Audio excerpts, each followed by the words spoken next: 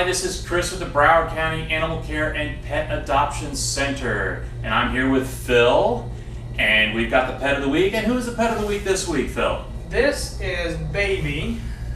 Baby. Yes, she Let's is. put Baby in the camera here. Just a little kitty here. That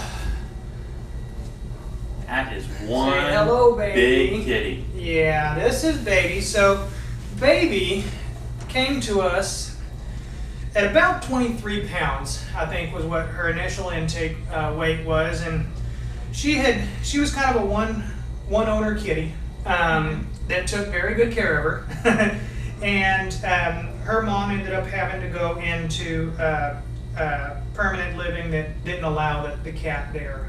So Baby ended up here with us at the Animal Care and Adoption Center. But she kind of had some special needs just because of everything that she's got going on. So she wasn't really real thrilled about the change in her lifestyle. And when I saw that, I actually ended up taking her home as a foster cat to give her kind of more of a home environment to try and find her forever home in. Right, because they don't cats that come from a long-standing home, they don't do as well here in the Not always, you know. Yeah. Some of them do. Just like people, animals have their own way of handling things. But she just wasn't thrilled with that lifestyle change. So, so I took her home and we got her on a special diet and put her on the Atkins diet. kind of. Yeah, we actually had a rescue group that was kind enough to send her to a vet and have some blood work done, and she came back pre-diabetic. And so we put her on a diabetes management, weight management diet. Good. And the good news is we just got some blood work back on her, and she's no longer pre-diabetic. Oh, that's fantastic. She's lost a little over 2 pounds since she's been with us. Great. So now we just... That's a lot in a cat. Yeah. So we're looking for her to find her forever home. And really what you're seeing here from her, just kind of hanging out on the lap and just wanting to kind of purr and kind of knead you, or people call it making biscuits. That's pretty much what she likes to do. And she's a friendly cat. I mean, it's just unbelievable how soft her fur is, and just a calm cat. Definitely a couch cat. Probably needs to get off the couch and do a little bit of running around.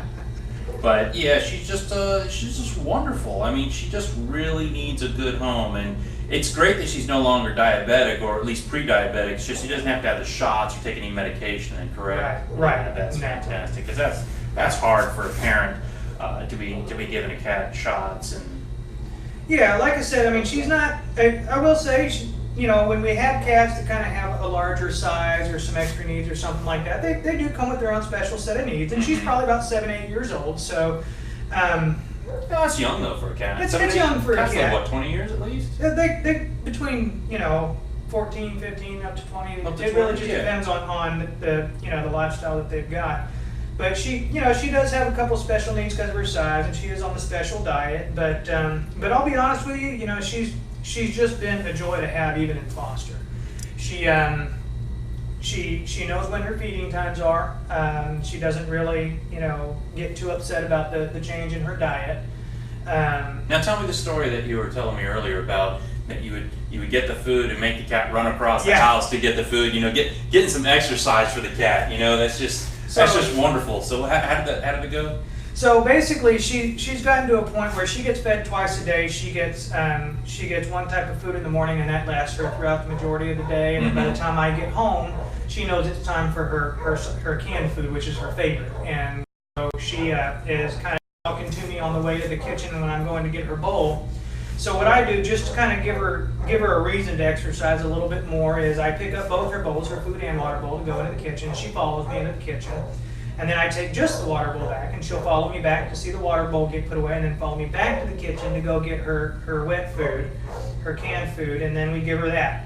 And then she eats, and then after that, she actually shows her gratitude. After she eats a little bit of her canned food, just to see that she's got it, she actually jumps up on the couch or on the bed, wherever I'm sitting, and she kind of leans up against me and just purrs and lets me pet her for a little while, and just sits there and makes biscuits on my leg. Oh, that's fantastic. Yeah, she just seems like such a wonderful cat. I mean, I would take her home if I could take in some more pets, but I just got too many as it is. So I just want to remind everybody, I hope you all enjoyed your Halloween and had a safe Halloween. And hopefully all the kiddies out there got a ton of candy. I know I appreciate the candy whenever the kid brings it home. But I just want to remind everybody, you know, do not let your pets get into the chocolate. I mean, that is such a danger out there.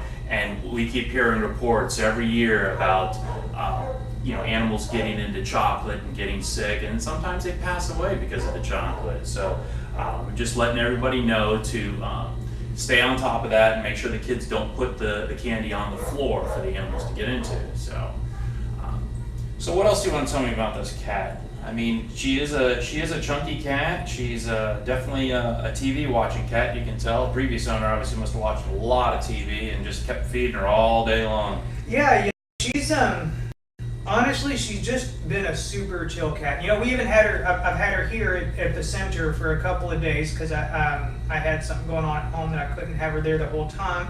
So I just brought her in to work with me. Mm-hmm.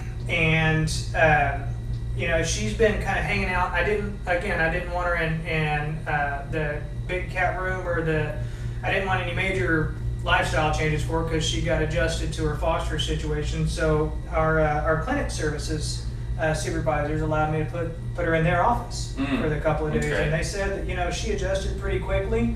And, you know, when they're in there working, she just comes out and she asks.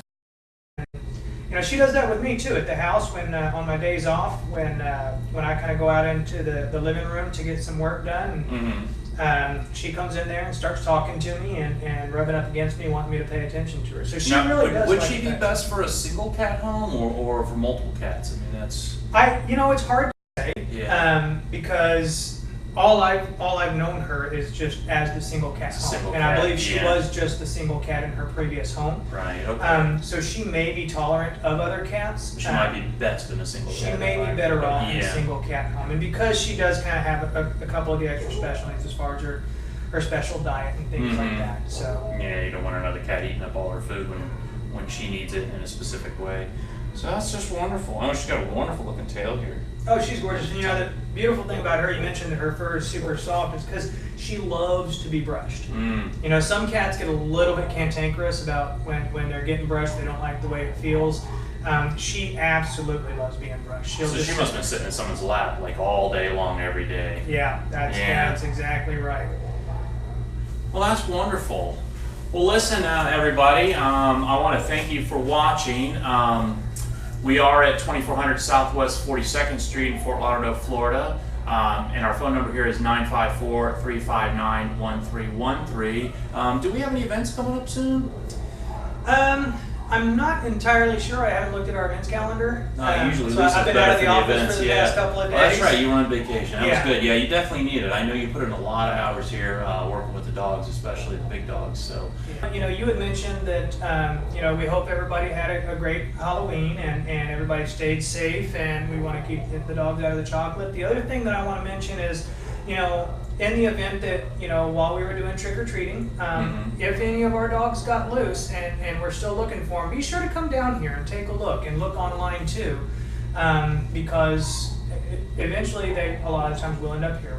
We tell people to start locally, so look at your next doors and look at your your local police departments and things like that, and Facebook. But ultimately, also check us out here and check online too, because we do have a lot of good Samaritans that may be holding on to your pet.